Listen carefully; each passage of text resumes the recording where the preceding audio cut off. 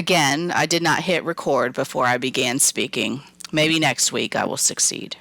So I'm sharing the things that were missed on the video. My name is Ann Garner, and on behalf of the planning team, I want to welcome you to the second evening of this virtual format of LGBTQ Theologies. If you were with us last Tuesday night, welcome back. If you are joining us for the first time tonight, we are so glad you are here.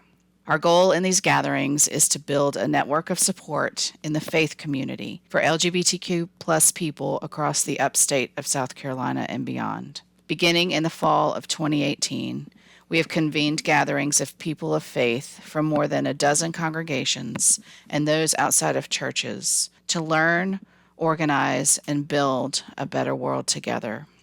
We originally planned this event for mid-May, but realized in late March that we would need to postpone. We moved the date to mid-October and continued our planning. Over the summer, it became evident that an in-person gathering would not make sense and would be irresponsible.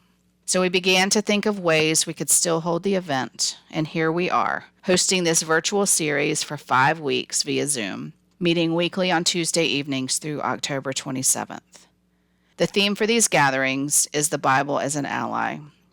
Our goal is to share with one another the liberating power of the biblical tradition and to equip one another to confront the violent and exclusive uses of the Bible.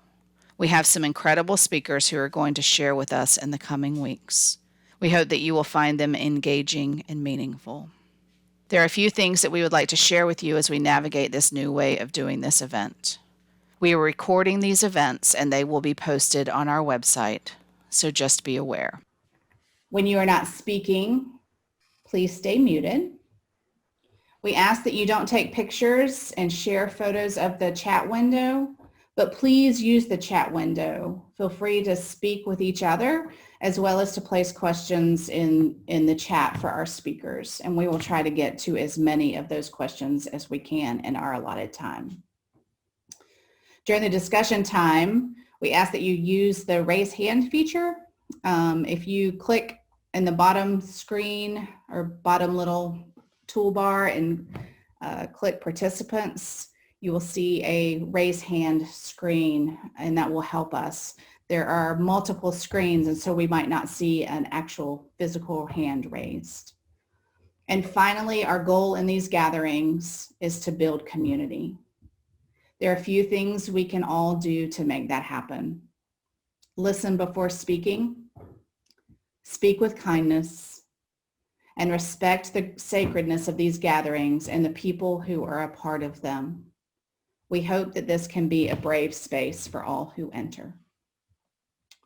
Now, I get the privilege of introducing you to our speakers who will be sharing with us tonight. Our first is Dr. Tom Norrell, a native of Greenville. Tom is currently serving as the pastor at Central United Methodist Church here in Spartanburg. After earning degrees from Furman University, Duke University, and the University of South Carolina, he has served as a pastor for 38 years in South Carolina and Illinois. Our next speaker for tonight is Dr. Jim Dant. Jim currently serves as senior minister of First Baptist Greenville. When he is not consumed with all things church, he plays bass in a local R&B funk band, competes as a semi-professional poker player, trains for triathlons, practices yoga, writes, leads retreats and conferences, attends concerts, teaches for Columbia Theological Seminary, serves as board chair for the Greenville Gay Men's Chorus, and as the chaplain for the San Francisco Gay Men's Chorus.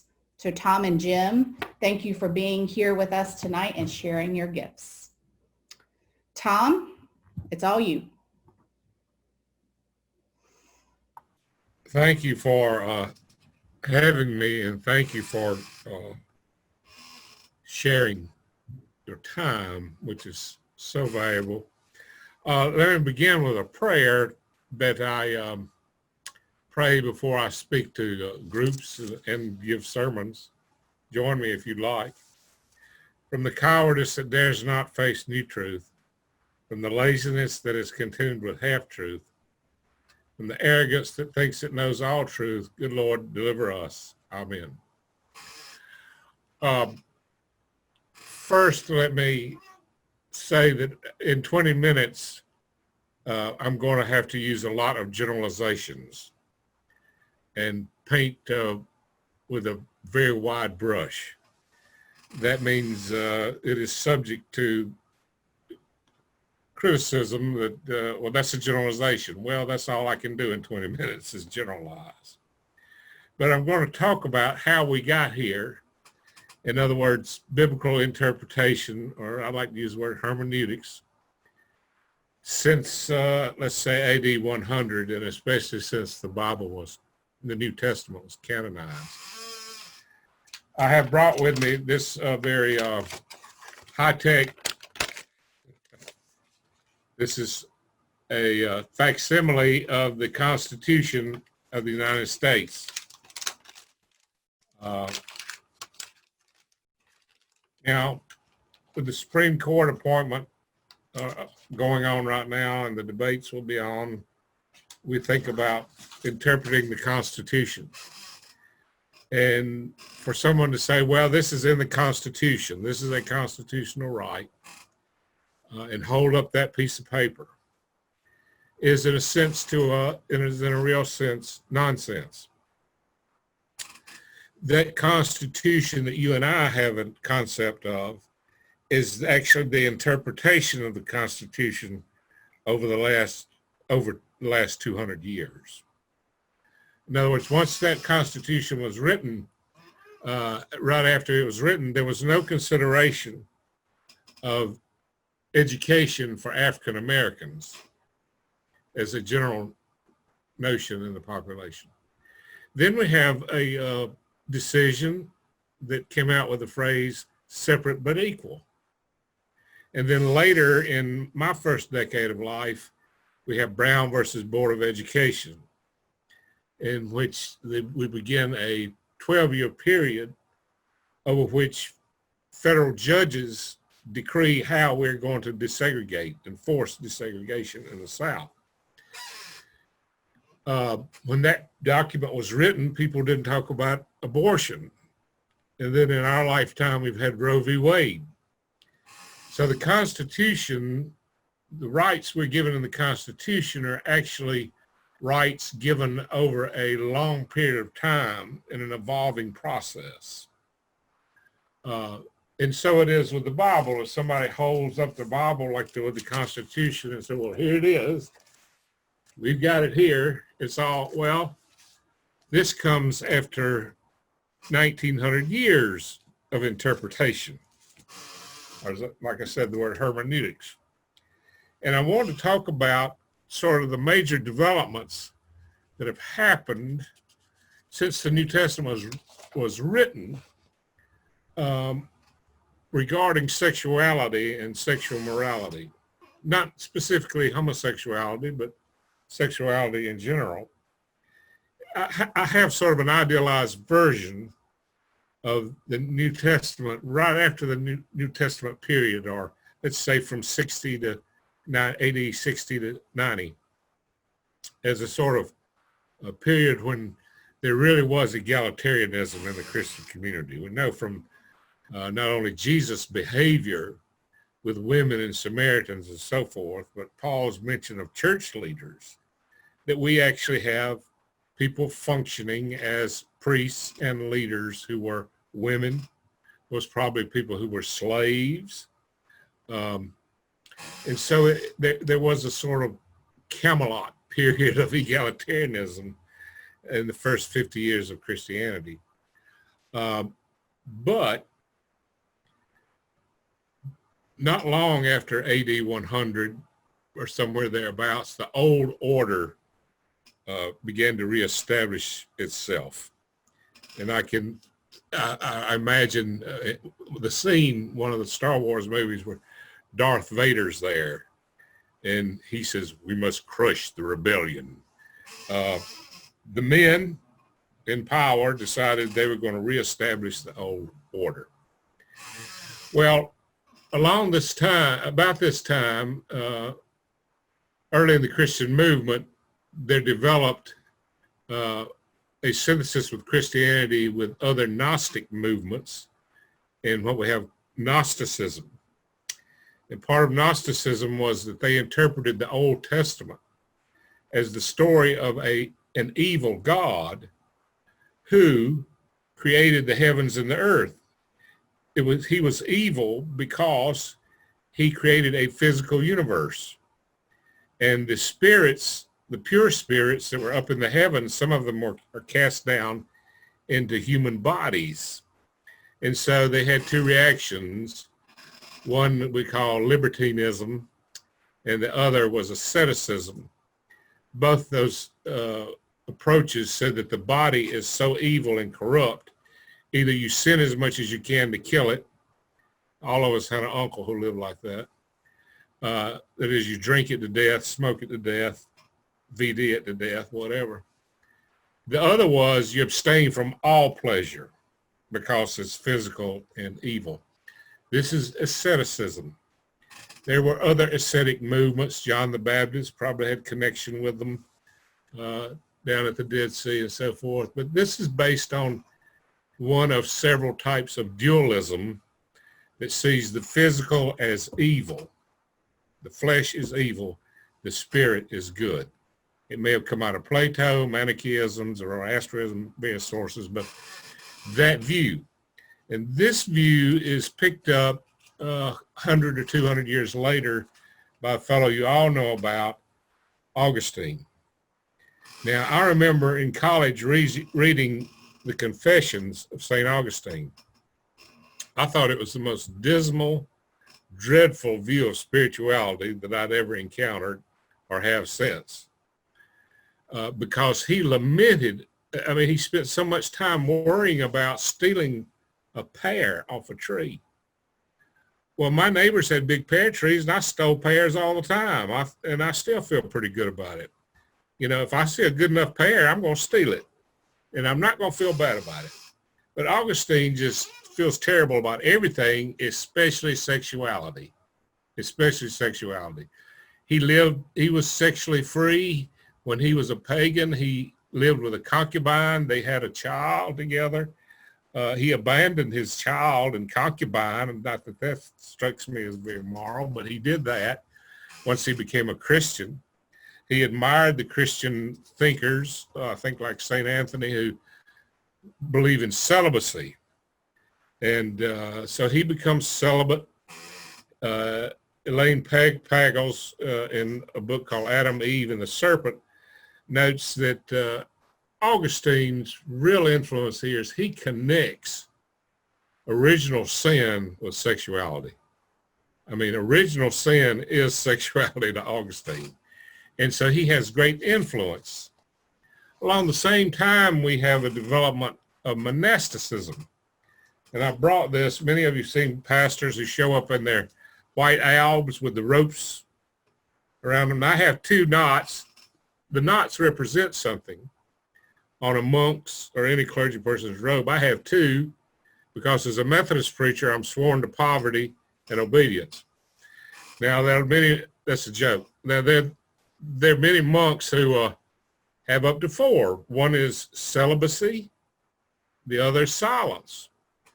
And these vows, taking these vows and entering some type of order, formal or informal, make you a different level Christian in the first few hundred years and for 1,000 years. There were Christians like us, but if you really, really meant it, if you were really, really holy, you would give up money, sex. What else did I say? Something else. Anyway, you'd be giving these things up. The priests eventually did not start off as celibate, but within 300 years of Jesus, in the West, not in the East, but in the West, clergy were expected to be celibate. So really holy people were ascetics. And so you have two orders of Christians. You have those who lived a monastic, ascetic life and those who didn't. Now, into this, if we come on up well over 1,000 years 1400 years, we hit the period we call the Reformation, the Protestant Reformation. Luther didn't like this asceticism. He had been an Augustinian monk and rejected a lot of Augustinianism, though he retained a certain amount of it too. His sin consciousness was very, very strong and keen. And he even married a lady who had also been a nun, Catherine von Bora. And so you have a little bit healthier push toward healthy view of sexuality with Luther. But Luther's work comes during the same time as we have the Renaissance. Now, all of us remember the Renaissance, the rediscovery of Greek and Roman art, culture, literature. Now, this Renaissance that broke out all over Europe, or spread all over Europe eventually, but especially in the Mediterranean, had something that little boys in the 7th and 8th grade always loved to go for in their art books. Naked people. People with no clothes. And throughout the Renaissance, you see naked people, whether they be angels, David, they were everywhere. And the Greeks and the Romans had a healthier view of Christianity than the medieval, healthier view of sexuality than the medieval Christians. So the sensual world is now all around them. Three-dimensional art makes its way. So this becomes a sensual world. Well, another Protestant reformer, of course, just can't take this, and his name is John Calvin. And so Calvin develops his way of thinking in terms of his type of Christianity that becomes what we call Puritanism. And in Calvinism, there's a thing called TULIP, the 5 points of Calvinism. The first one that we learn in the big picture of the tulip in Janet's picture thing, the tulip, is total depravity. And when John Calvin and then later the Puritans talk about total depravity of humans, they mean total depravity. Everything about you is depraved. Your love of cornbread is depraved. Your love of sex is depraved. Your love of wine is depraved. Your love of colors is depraved. Your love of statues, because remember, a lot of these Calvinists went through a time we call iconoclasticism, in which they broke stained glass windows, destroyed all the statues. In his sanctuary were buildings with clear glass, no pictures, no anything, and then we come up in this Puritanism into the era we recognize because of high school English teachers, the Scarlet Letter. Remember that picture of Puritanism. Everybody wears black. There's no stained glass, no art in the church. The leading character in Scarlet Letter wears black, but she has to wear a big A because she had committed adultery and had a child out of wedlock. And anything that was sensual, be that the incense of the Catholic priest, the bright colors of the Catholic priest, physical lust and love, wealth, anything this worldly becomes sinful. But again, especially sexuality. Well, I'm almost through, but then we have, after this period, the Enlightenment and the rise of science and what fundamentalists call modernism.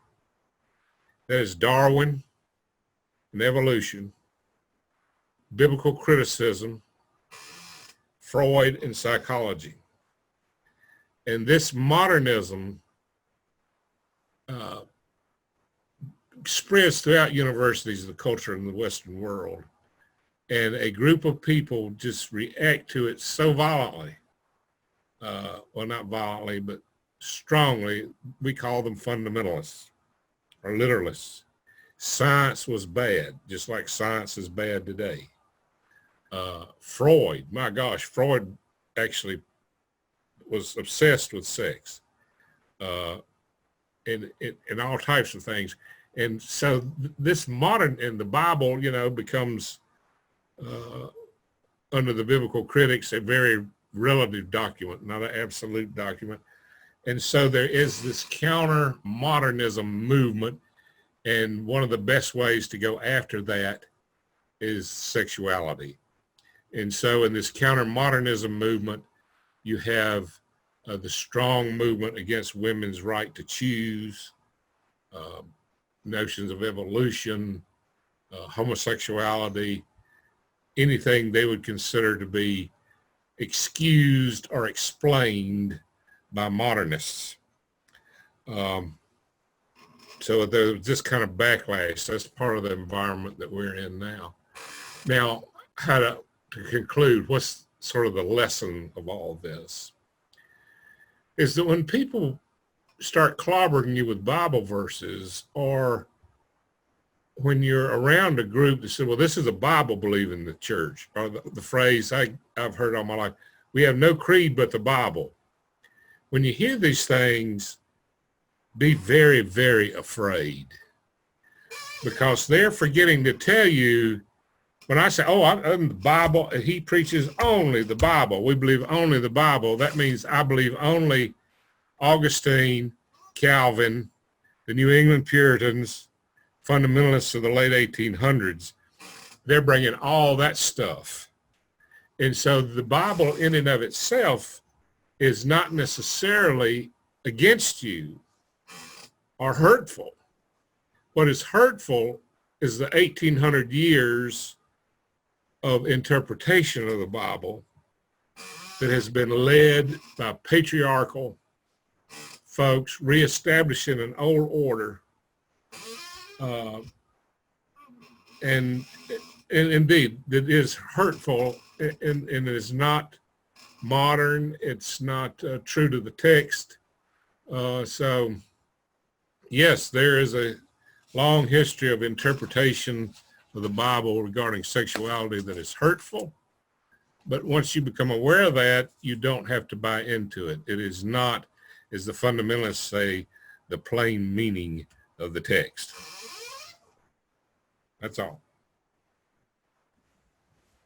Thank you, Tom. We are lucky to have this incredible poet and person as a part of these events. We could even say that we have our own LGBTQ Theologies poet laureate. I want to introduce you to my friend, Ashton Lee. Ash is a poet, a storyteller, and content creator from Spartanburg, but is currently living in Dayton, Ohio.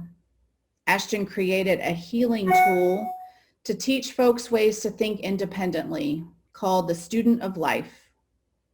The series targets critical life lessons through a power thought and storytelling. The Student of Life series can be viewed on Instagram at the Ashton Michael, and I will add this to the chart so that you can follow them. Ash? Hi. All right. I'm going to go ahead and just jump right into it. This is a piece I started working on actually last week, and I call it the case of 2020.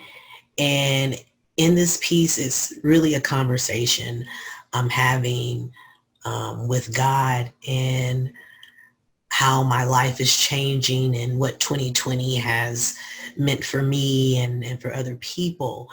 And then I get into all of the things that we have going on with Black Lives Matter, and, you know, where do I stand in that, and what happens if that in fact becomes me, and I guess what would that be like for me? And it's just me talking to God about it.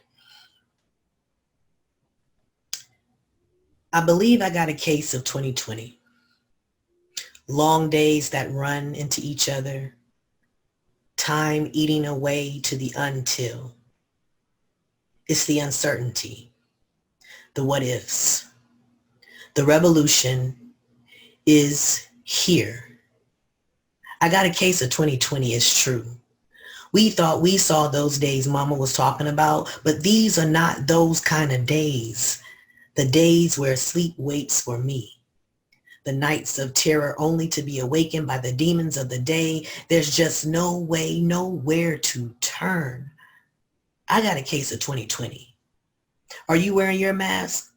Make sure you hold in that cough, because I ain't trying to bring my last day. But I gotta work. I got bills to pay. Ain't nothing stimulate me, burn it down for me. I got America in a chokehold. She better not move.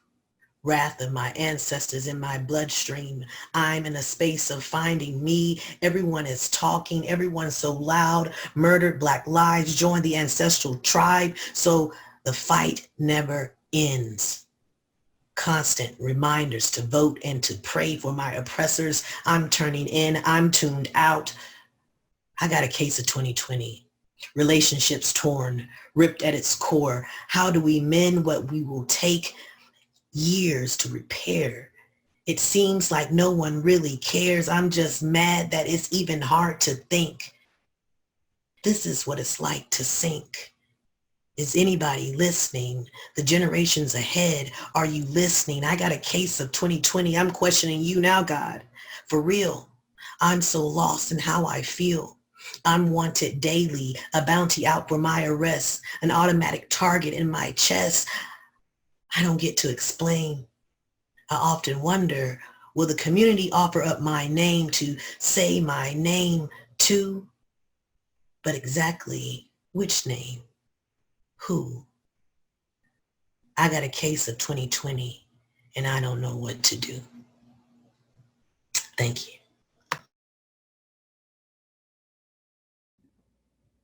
Thank you, Ash.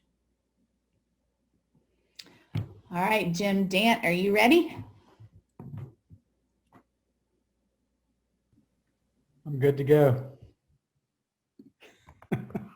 Thank you all for letting me be with you tonight. This is quite a gathering of folk, and I'm honored to be asked and honored to spend the time with you tonight. When Ann was talking to me about speaking tonight, we talked about the idea of Scripture as an ally, with my theme being reclaiming what is yours.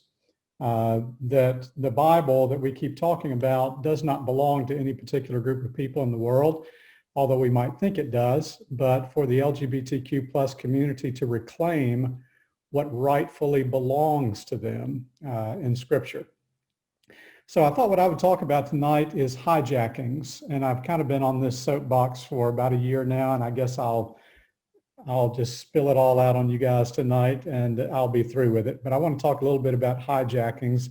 I have a problem with words that have been hijacked over the last several decades and how you almost can't use those words anymore. I happen to be part of one of them, and that is Baptist. I don't know how those of you who are not Baptist, I don't know if you can even imagine what it's like to tell somebody in South Carolina, I'm a Baptist, and then the next thing you have to say is not that kind of Baptist, and go into a definition. Baptists feel like that word got, true Baptists feel like that word got hijacked a few decades ago. And those of us who consider ourselves historic Baptists, who believe in freedom of thought and freedom of interpretation and separation of church and state and autonomy of the church, the word was hijacked by people who were much different and believed in authoritarianism and fundamentalism, which was not a part of who we were as Baptists. So every time you say the word, you have to define it for the listener. Another word that's gotten hijacked recently, that's a great word in the last few decades, is the word evangelical. You can't use that word anymore in common vernacular or conversation without it meaning you are tied to some particular political persuasion or political leanings.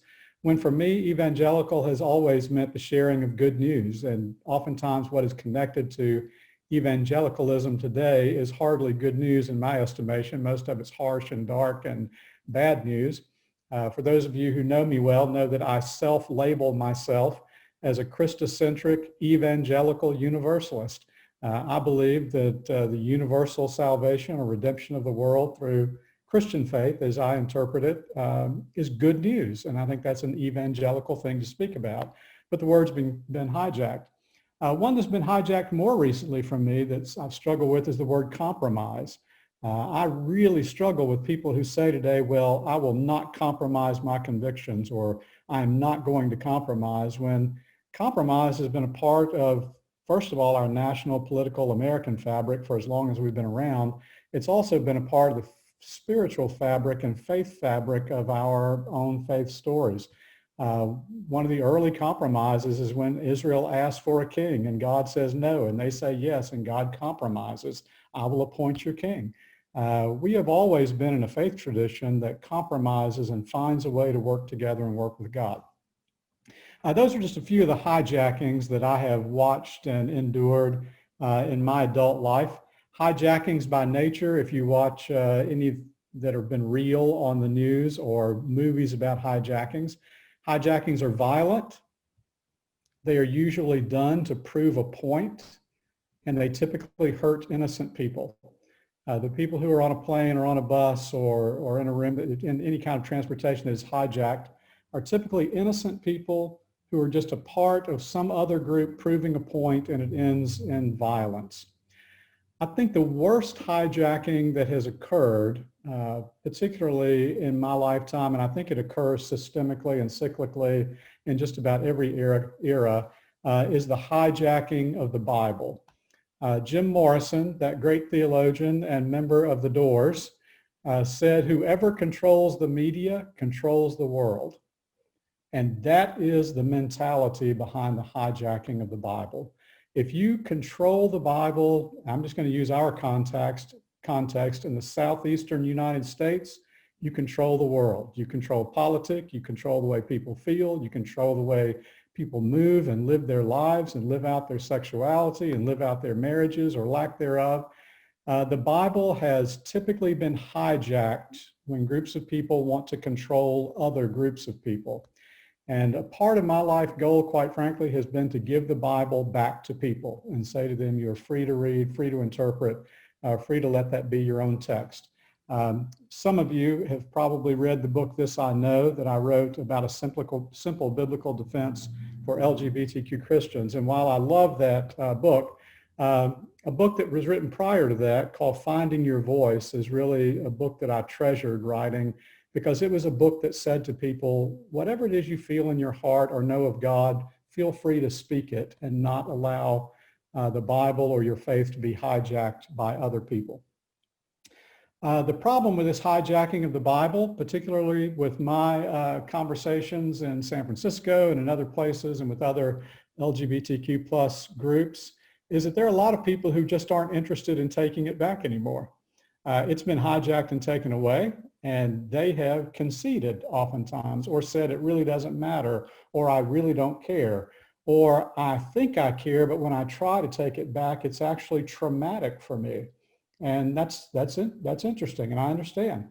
Oftentimes there's been so much trauma endured at the hands of faith that when persons who've had the Bible hijacked from them read it, there is a trauma that is triggered.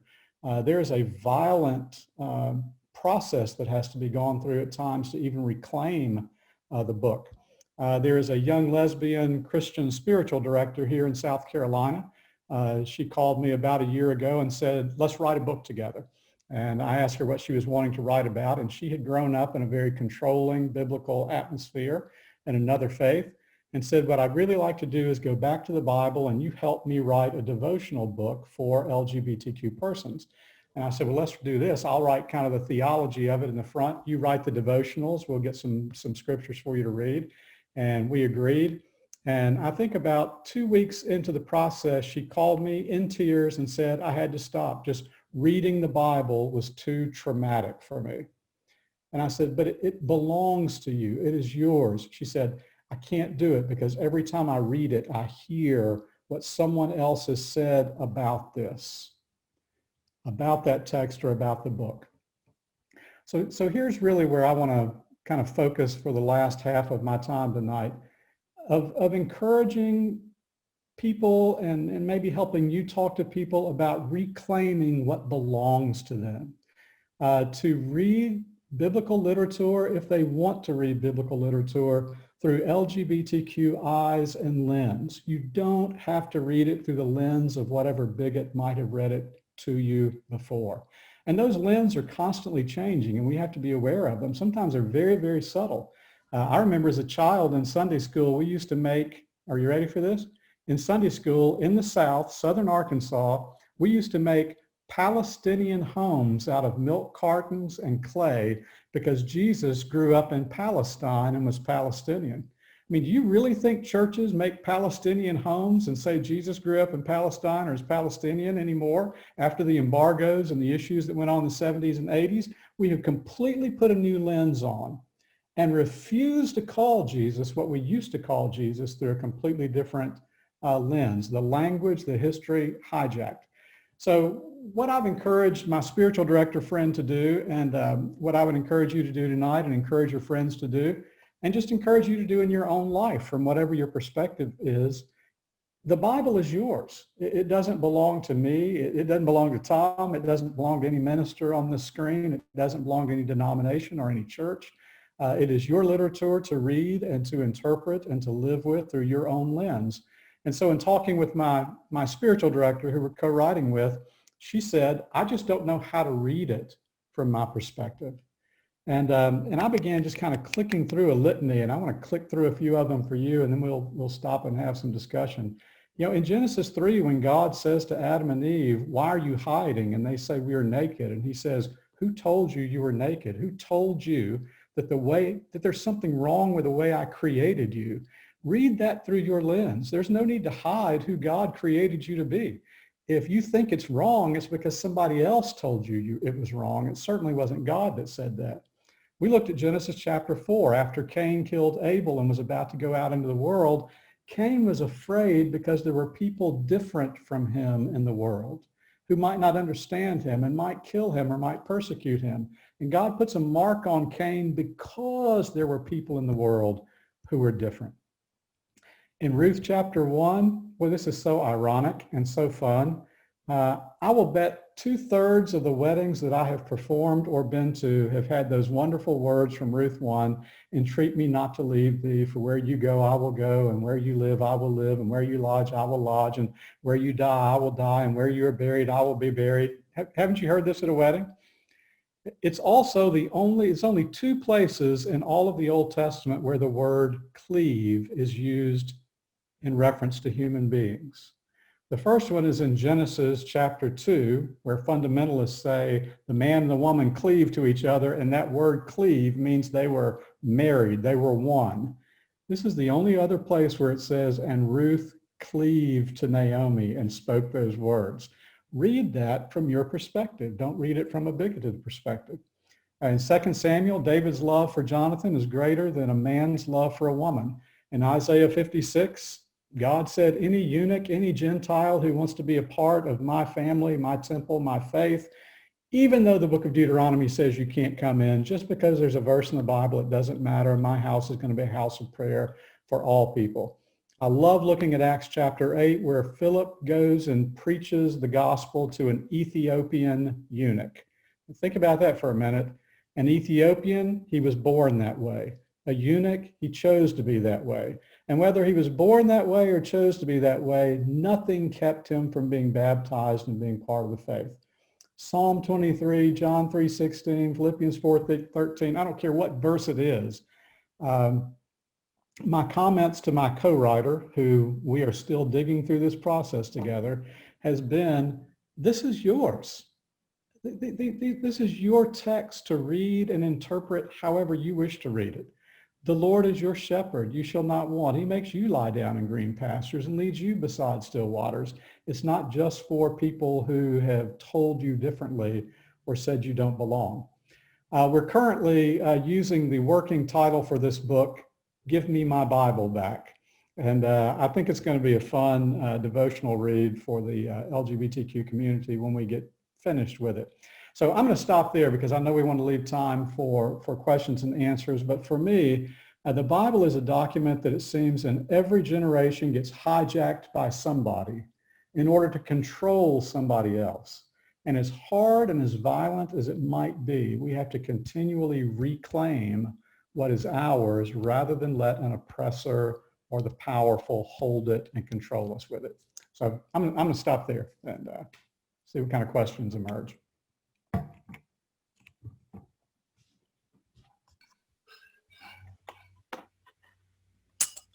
Tom and Jim, we want to thank you for the presentations that you have offered tonight.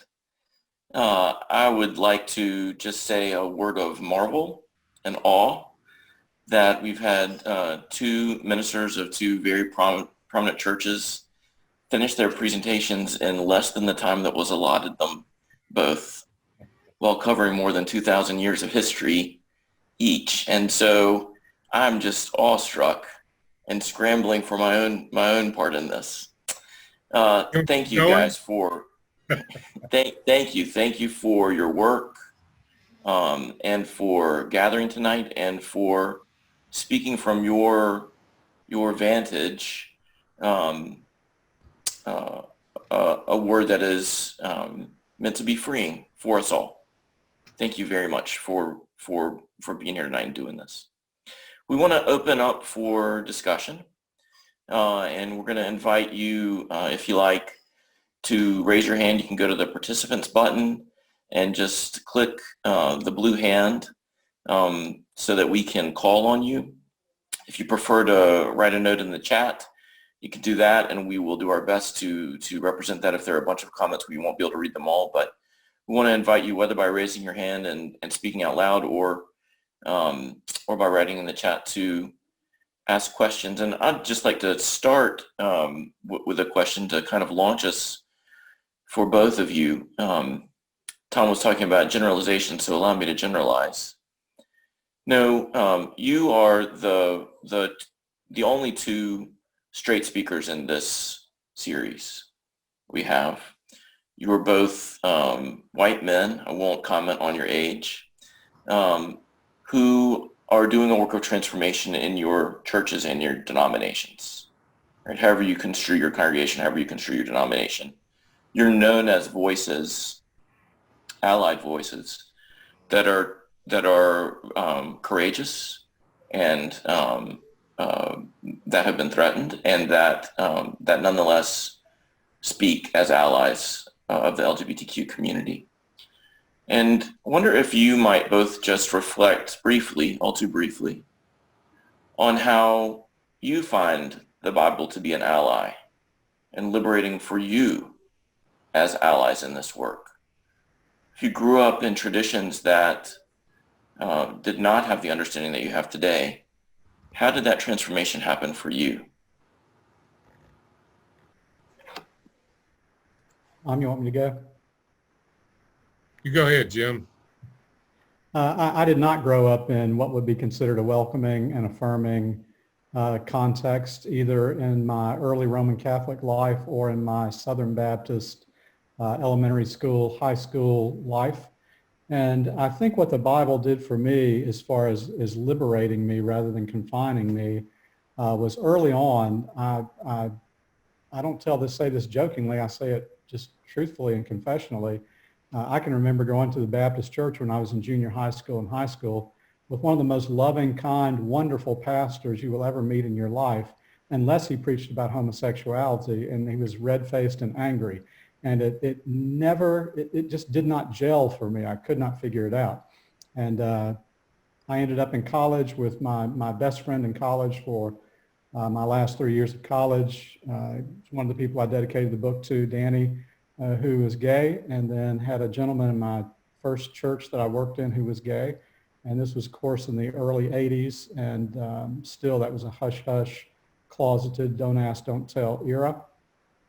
And struggled with, how I knew the love of God that wasn't consistent with the anger of my pastor, and I knew that was not the way I was going to live.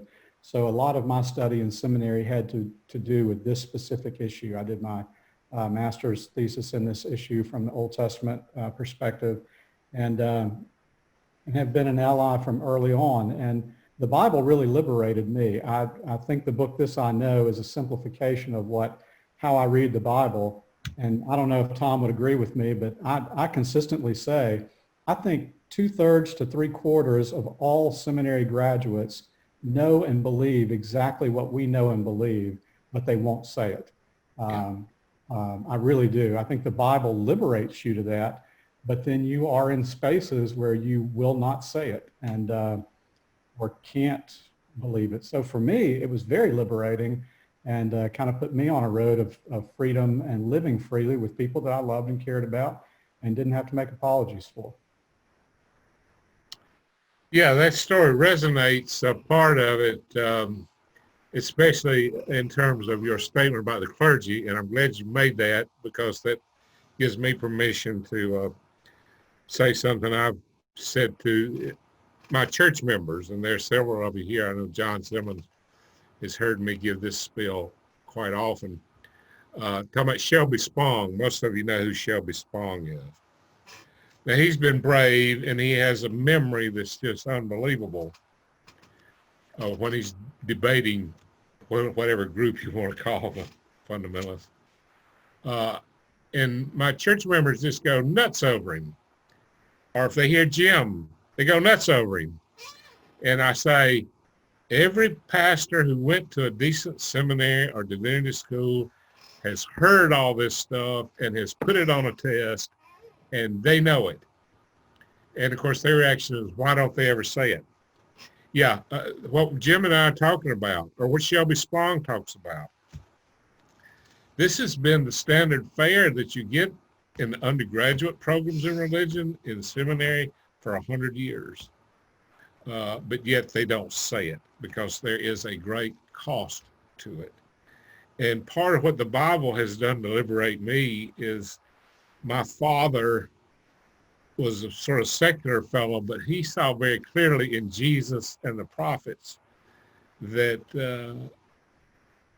if you count the cost of speaking the truth, you won't speak the truth. And this is where the Bible was a great liberator for me. Happily, I grew up in a very progressive home. Then I went to Furman. And my best friend in high school and college, who later died of AIDS, was a homosexual. And we spent a lot of time looking at verses in the Old Testament together, thinking about verses and things in Shakespeare's plays that are not necessarily hetero unless your English teacher tells you it's hetero. And so that was liberating. T.C. Smith, who taught at Furman for years, mostly New Testament studies, Old Testament studies. I remember one day this person was talking about Satan in the Garden of Eden. And T.C. just said, no, Satan's not in the Garden of Eden. Well, of course he is. And then he had him read the story out loud. And of course, Satan is nowhere near the Garden of Eden. It was a serpent. And on it went, that these fellows really, and New Testament scholars especially, but Old Testament scholars too, really will, if you read what the Bible actually says and not what Jerry Falwell tells you it says, that helps liberate you. When you read in Luke about how Jesus and John the Baptist were in the school of the prophets, that liberates you. And in terms of the sexuality thing, I had a fellow who taught at Emory. I've forgotten his name. I was in a week-long seminar with him. He actually had us read a lot of texts about sexuality. They're in the Old Testament. That was liberating, because Old Testament people, especially the men, those were wild, free love fellows, man. I mean, as I keep saying, think about Lot and his daughters. David and his 500 concubines and 500 wives.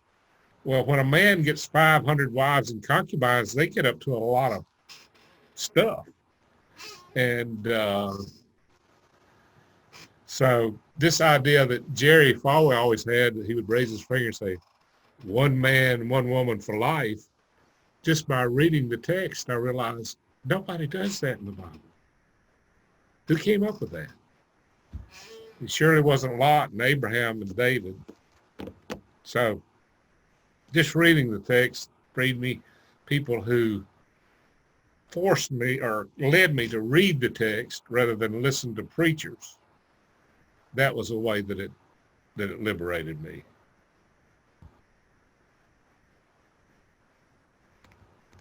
And I think it's really powerful to hear you both speak tonight and to have heard Cody and Kristen speak last week and to hear how differently you all approach the text. You're not the same people and you don't have the same backgrounds.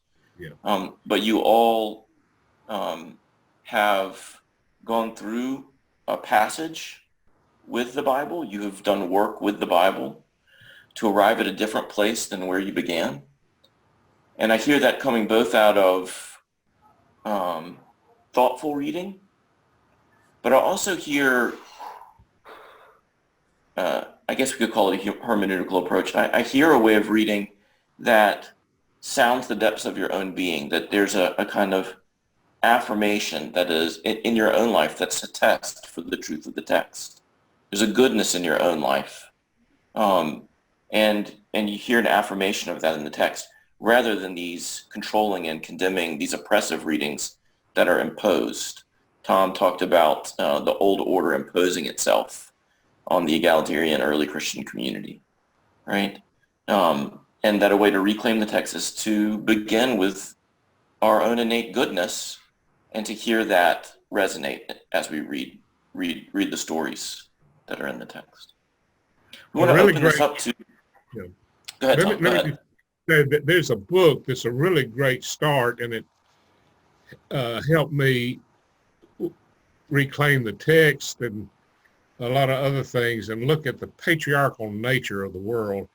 And that was one called Sexism and God Talk, written years ago by Rosemary Radford Ruther.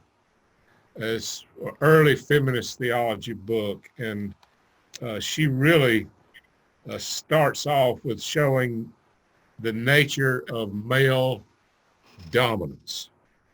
And that is something that we should be aware of whenever we're thinking about what the Bible says and doesn't say, what's right and wrong in male-female homosexual relationships, is this picture of how males really dominated. Short time with Jesus didn't, and then they took over again. I urge people to read that book.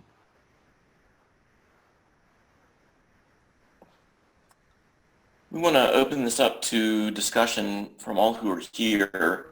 Again, if you'd like to raise your hand, you can go to the participants button and raise the blue hand that is there so you can signal you'd like to ask a question, or if you'd like to write something in the chat, please feel welcome to do that.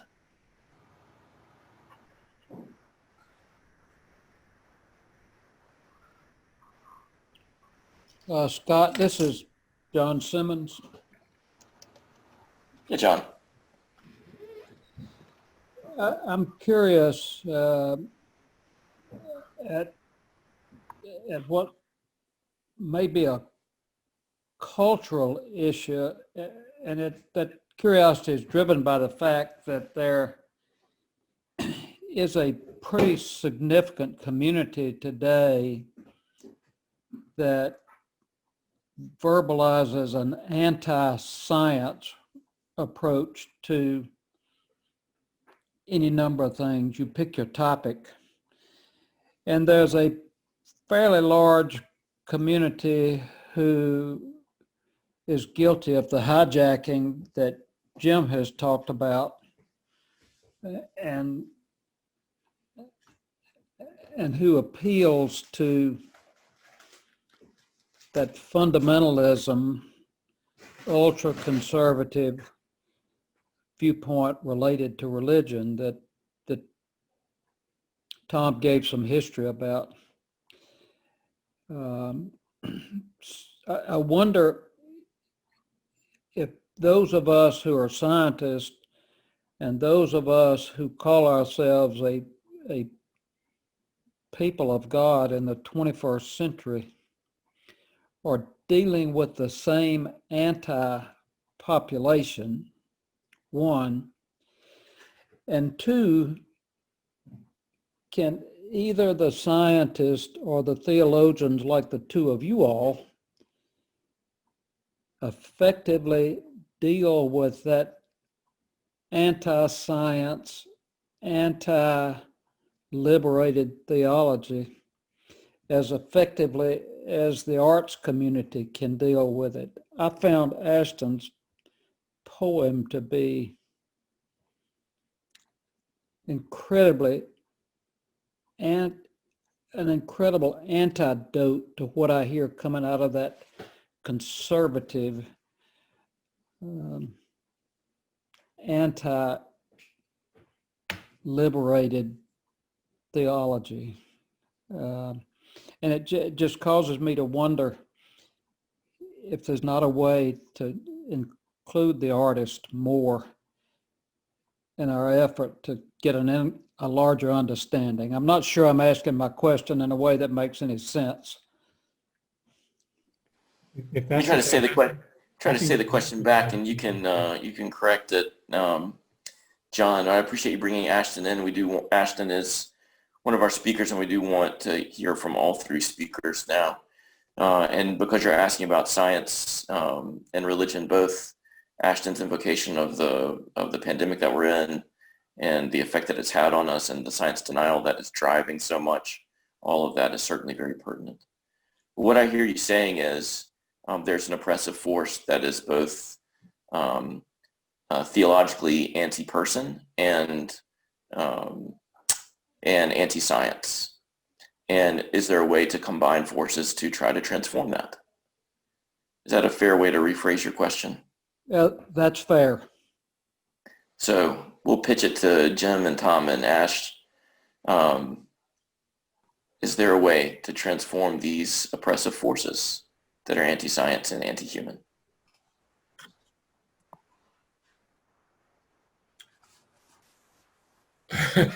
Who's jumping? Well, my initial reaction is one that I still believe in, is that one way to do it is through education. The anti-science movement, which overlaps with the sort of oppressive movement, a lot of it is based in just sheer ignorance. And it makes the person who hears the anti-modernist or the anti-liberationist message vulnerable to being manipulated with their anger and their isms. So I always see education, real education, as something that brings us together against these forces. I think there are systemic things that can be done. Jim mentioned the clergy. Those of us who are involved in systems, well, we should quit ordaining people who are part of these oppressive philosophies.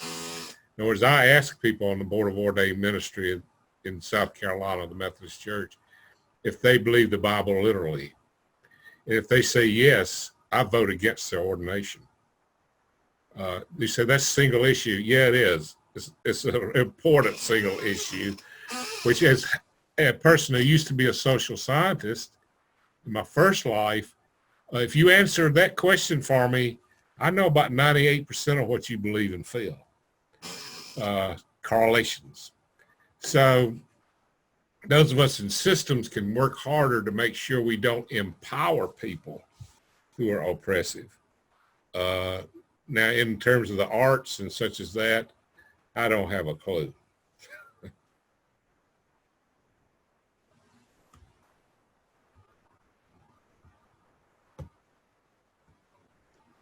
Ashton, I'll let you back clean up. There's a wonderful statue downtown, right in front of Falls Park, of Charles Towns. And for those of you that don't know Charles Towns, go back and read some of his writings. He was not only a Nobel Prize winner in physics, but also wrote a lot about the intersection of science and faith. And I was able to preach his memorial service a couple of years back And if you want to hear a funny story about that, I'll tell it to you later. But Charles Towns said a couple of things that I think are informative here. He said, religion and science will do her best work when religion remembers what science always knows. And that is to be willing to ask questions, and two, to assume you don't have the answers. Science has always been faithful in asking questions and assuming they don't have the answers. Religion at its worst is when it stops asking questions and assumes it has the answer. And it becomes dogmatic, it becomes rigid, and it takes a poet and an artist to break you out of that. And to lean into Ashton a little bit, we have kind of had a tradition at our church for the last at least 2 or 3 years where we try once a month to have a different artist come in. And some of these artists are not a part of our faith tradition even. Sometimes it's the first time they've been in a church in a long time. I mean, we've laughed.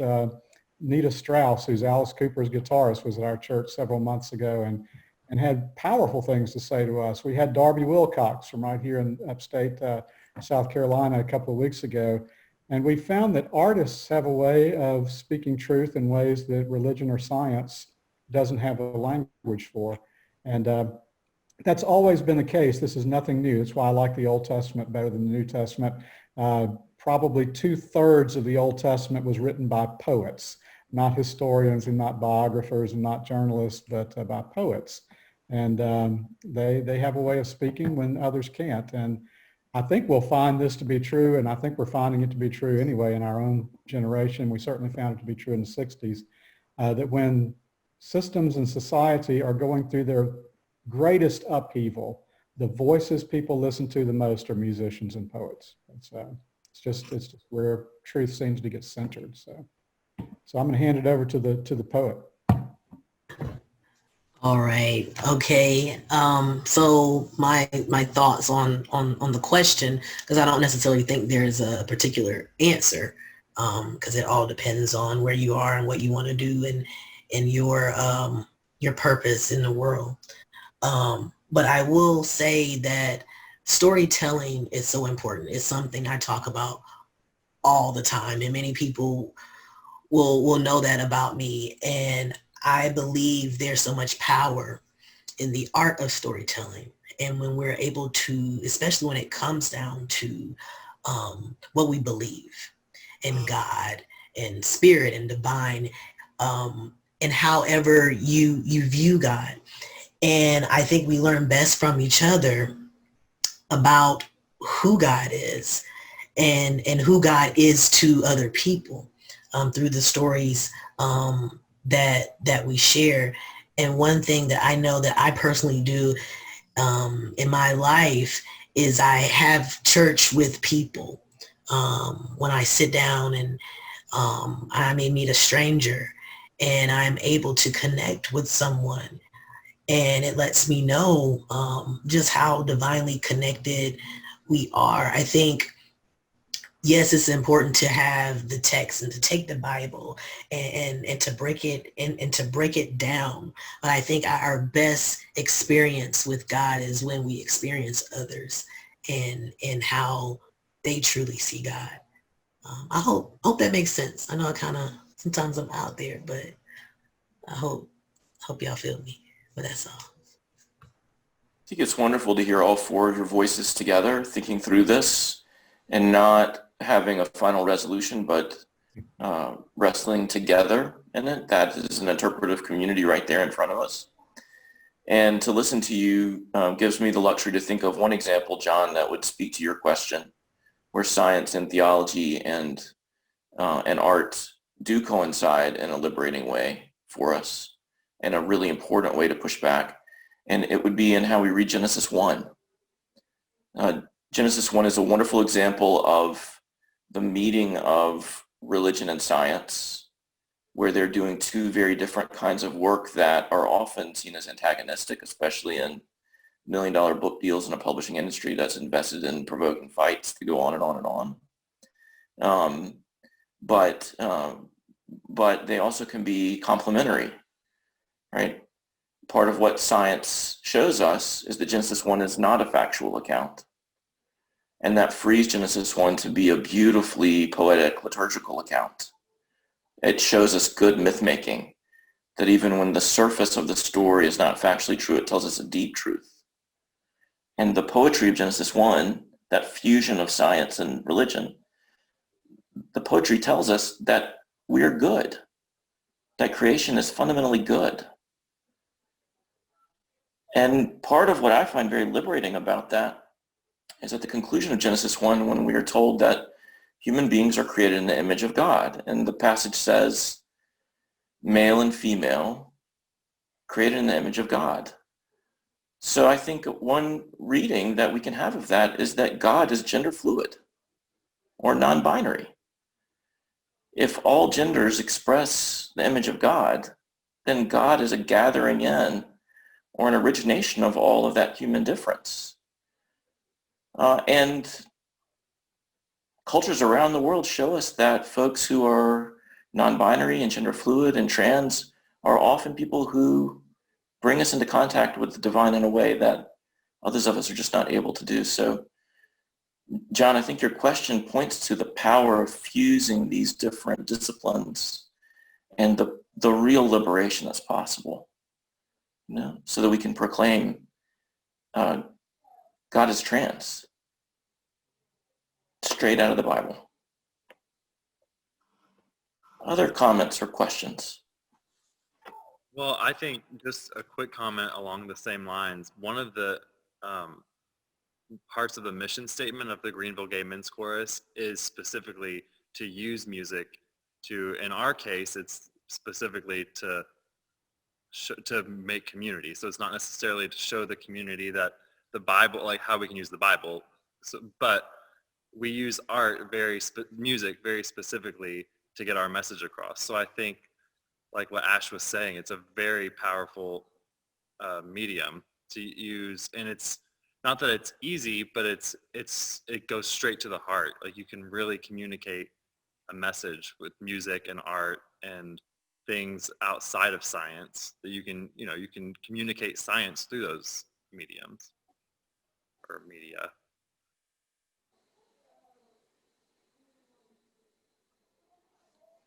Other comments or questions that folks would like to ask or share?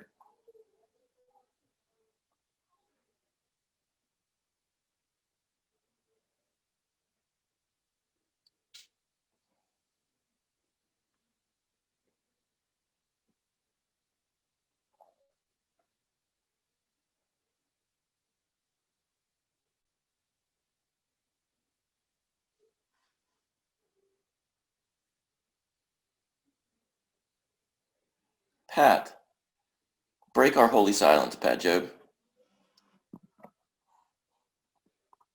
You gotta take yourself off mute though.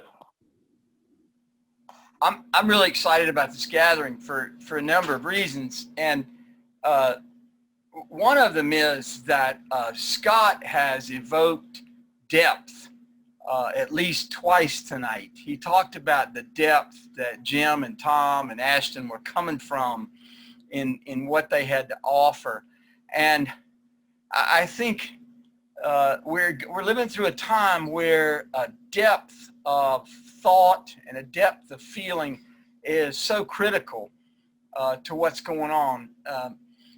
We just can't underestimate how important going deep is right now. We've got to go deep, and we've got to find those resources and those clear places to come from that matter. And I affirm you all for being here. Thank you so much for being here, and thanks to Ann and Scott and whoever else was involved in organizing this. This is fabulous. The other thing I want to share is Wrestling with God and Man by Rabbi Stephen Greenberg. Jim knows the book, great. He has interpreted the Hebrew text in such a way that he denies there is even a prohibition of homosexuality to be found in the Hebrew text. And I've heard him speak, and he makes a powerful case for LGBTQ positive reading of the Hebrew text. So, but I mean, Jim's books do the same, and there are probably hundreds of books who are making the case. The tools are there. We can make the case, and fundamentalism was created to make a lie of so much of the hundreds of years of tradition of allowing for personal interpretation and liberating interpretation of the text. And I'll hush. Well, no, Pat, it's wonderful, one, to share the resource and to talk about the work of transformation. You call it making the case. And we know that that is a long, long slog to try to change oppressive systems and oppressive mindsets, but to evoke the community and to give thanks for people being in the community. And it shows that there's something before and enduringly after all that work, which is just gathering together at freedom. And the power of doing that, so that even if we never get all the ideas straight in our head or win all the arguments, there are communities that gather in freedom, and we feel the power of that, like a gathering like this. We've got a question about what that text is. Pat, could you write it in the chat for everybody to see so that folks who want to look up that resource can?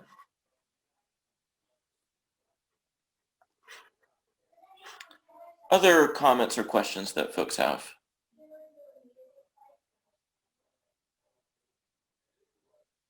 Everyone is welcome to speak.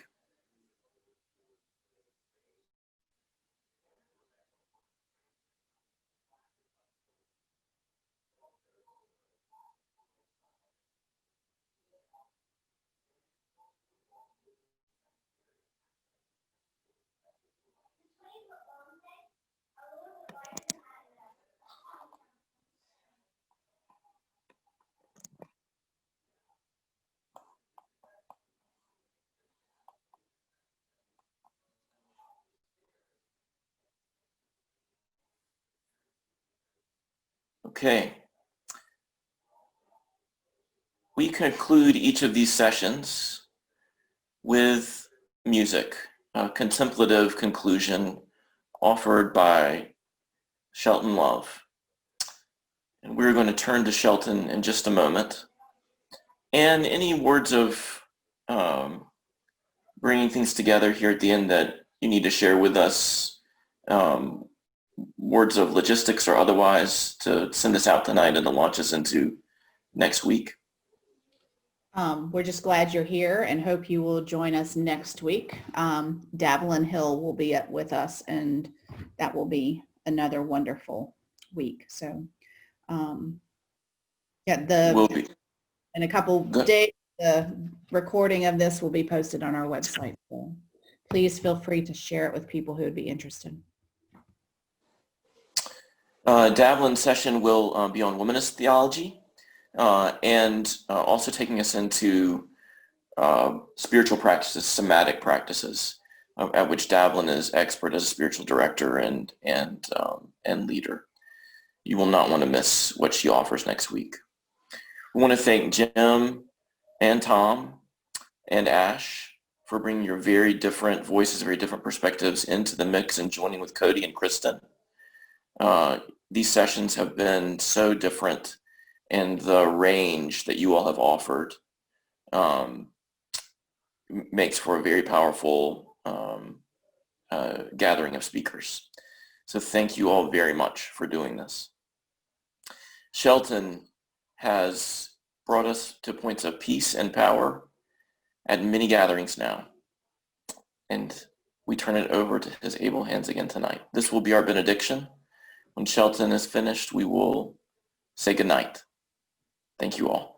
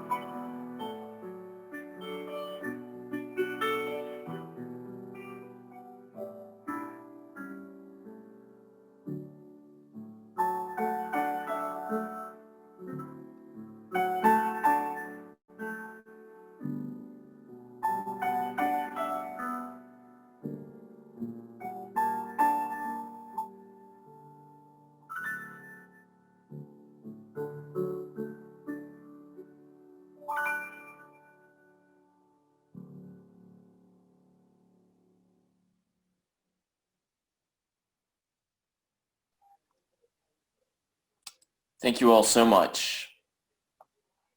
Thank you, Shelton. Good night, everybody. We'll see you next week.